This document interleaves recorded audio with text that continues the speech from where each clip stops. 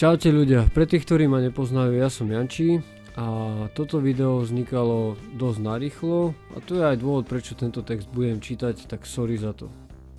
V tomto videu si povieme, ako som si pred 2 týždňami sformatoval disk, ale najprv vám porozprávam moju YouTube story, ktorá sa začala rozhodnutím v septembri minulého roku a ako sa vyvinula celá situácia až doteraz.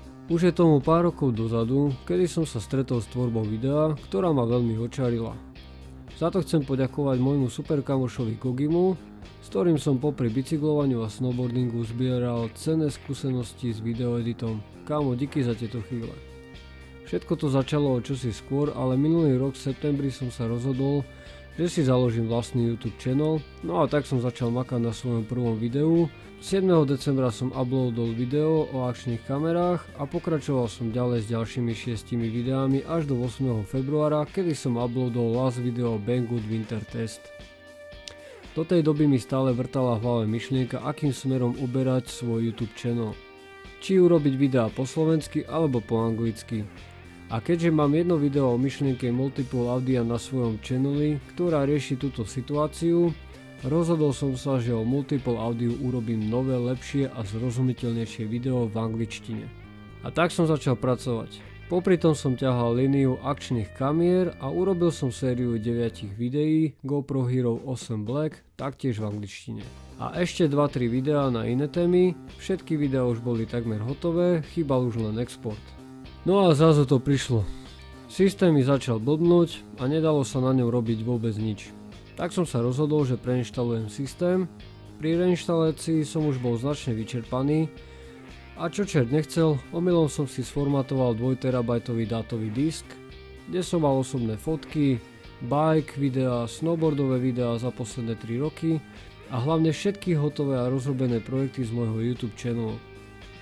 Zrazu som pocitil silu slova backup a pocitil som, akú hodnotu pre mňa majú vymazané dáta.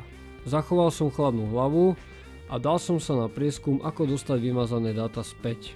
Našiel som recovery program od firmy Wondershare, kontaktoval som ich support team, či má ich analýza nejaký negatívny dopad na budúcu záchranu dát, ak by ich program nenašiel to, čo potrebujem. Odpoveď bola jasná, ich analýza je bezpečná a disk ostáva po analýze v pôvodnom stave. Tak som teda vykonal hĺbkovú analýzu, ale bohužiaľ nenašli sa zložky, ktoré som potreboval.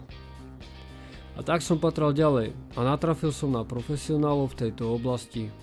Je to firma datahelp.eu. Kontaktoval som ich, poslal som im disky na analýzu, ktorá je zdarma a momentálne čakám na ich odpoveď. Dúfam len, že som tými analýzami na disku nič nezmenil. A jedno je teraz už jasné. Keď oni to nedajú dokopy, tak už nikto. No a dám vám jednu radu. Ak sa vám náhodou niečo podobné stane, tak okamžite vypnite počítač, odpojte ho od siete, vyberte disk a určite ho pošlite profíkom. No a poďme radšej k tým pozitívnym veciam. O niečo som prišiel, ale zároveň deň predtým, ako sa mi stala tá záležitosť s diskom, tak ma oslovili 2 kamaráti, či sa chcem stať súčasťou týmu nového YouTube channelu o varení. Pričom moja úloha je natáčanie, editácia videa, tvorba náhľadov do videí a tak podobne. Túto ponuku som prijal a minulý týždeň pondelok sme uploadli epizódu 1 na net. A za prvých 24 hodín sme dosiahli hranicu skoro 1000 pozretí a už teraz sa môžete tešiť na epizódu 2, ktorú sme natáčali včera. Hlavnou postavou v tomto channeli je môj kamarát Michal Čekovský, ktorý je aj profesionálny basketbalový hráč, no a preto s vystupovaním pred kamerou nemá žiaden problém. No a scenár si zobral na starosť môj dlhodobý kamarát Jozef Molnár, ktorý je v tomto ako doma. Tento channel sme nazvali Varíme s Čekom. Určite si to čeknite, link nájdete dole v popise. No a ešte som zabudol na jednu negatívnu vec. Dneska ráno, keď sme išli na natáčanie Michalovho tréningu s Markízou do športových novín, tak som chcel zobrať svoju GoPročku 8 so sebou pre 2K slow motion zábery, ale 8 nešla zapnúť. Včera večer som ju dal nabiť a dneska nič.